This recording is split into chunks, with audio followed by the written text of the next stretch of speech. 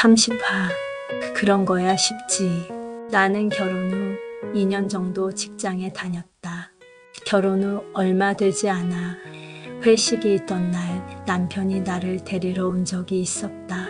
우리 팀은 저녁 식사 후 노래방에서 노래를 부르고 있었고 그때 남편이 도착하였다. 우리 팀의 과장님은 내 남편을 억지로 합석시켰다. 남편이 노래 한 곡을 하여야 나를 보내주겠다고 하였다. 남편은 음치다. 그러나 결혼 후까지도 나는 남편의 노래를 들어본 적이 없었기 때문에 남편이 음치라는 사실을 몰랐다. 남편은 송창식 가수의 피리 부는 사나이를 불렀다. 아주 씩씩하게 군가처럼 불렀다. 나는 다른 사람들과 마찬가지로 그 자리에서 남편의 노래를 처음 들었다. 지금 생각하면 남편의 그날의 선곡은 아주 탁월하였다. 남편이 노래를 할 때 군인들이 떼창하듯이 크게 목청껏 부르는 창법으로 불렀기 때문에 남편의 노래 실력을 잘 판단할 수 없었다.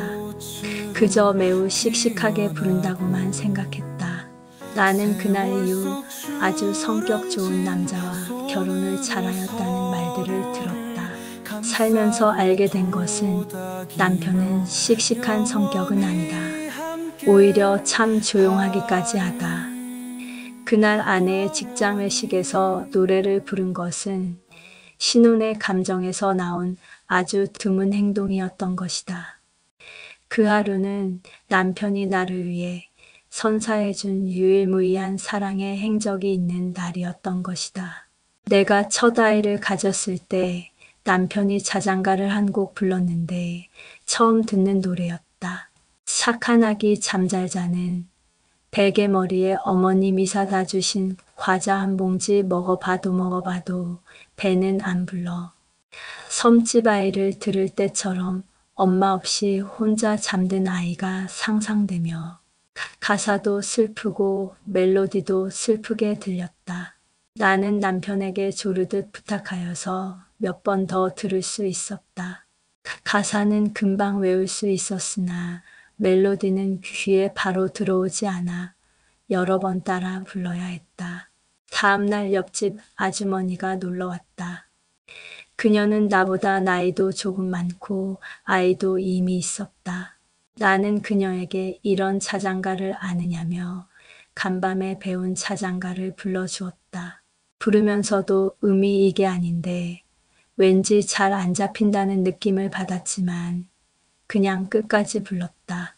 다 부른 후 이 노래 너무 슬프지 않아요? 하고 물어보았다.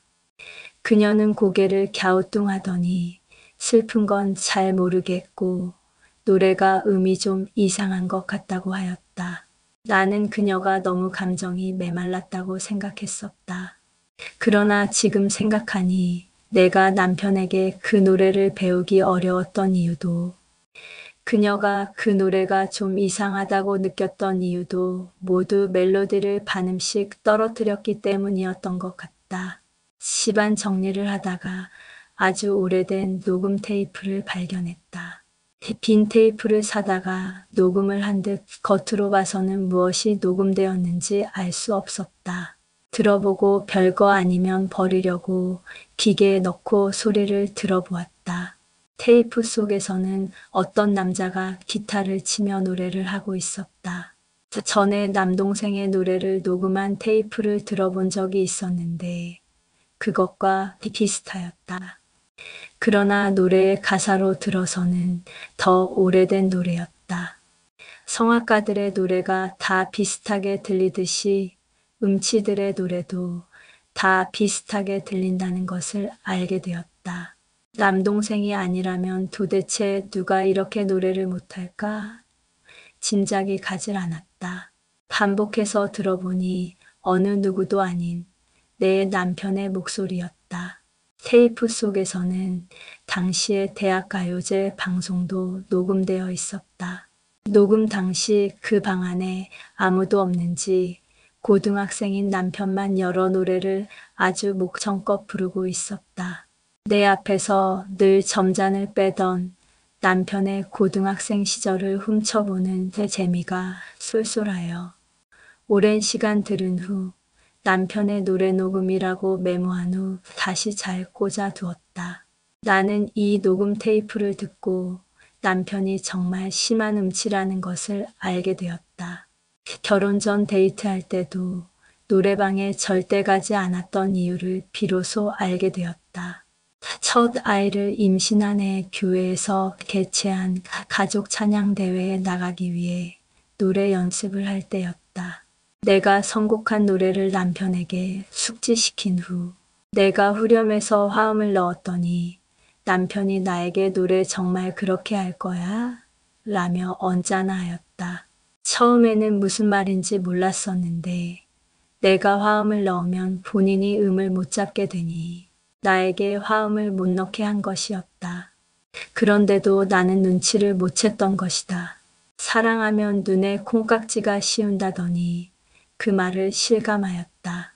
내가 아는 어떤 부부는 남편은 무척 키가 크고 아내는 그분에 비해 작은 편이다.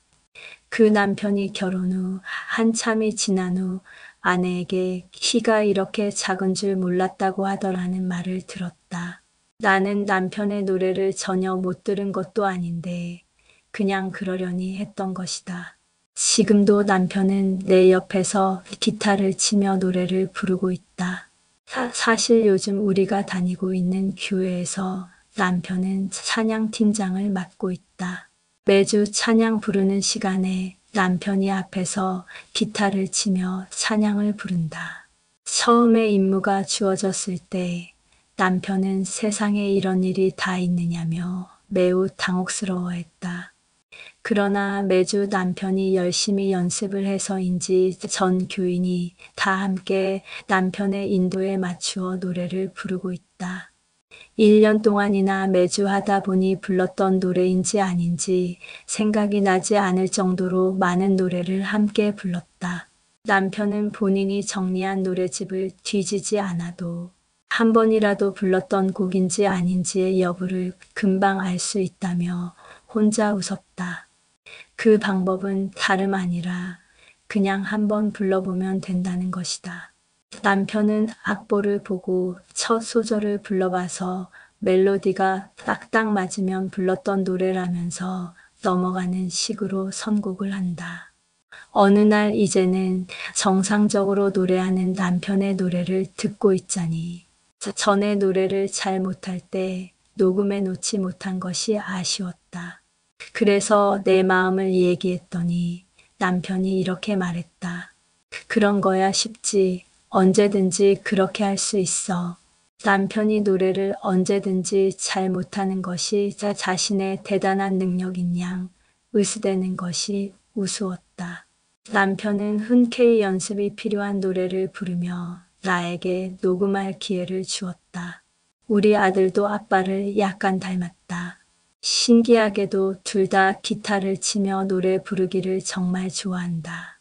차이점이 있다면 아들은 녹음을 하려고 하면 질색을 하며 마다하지만 남편은 언제든지 녹음을 하라고 허락해 준다는 것이다.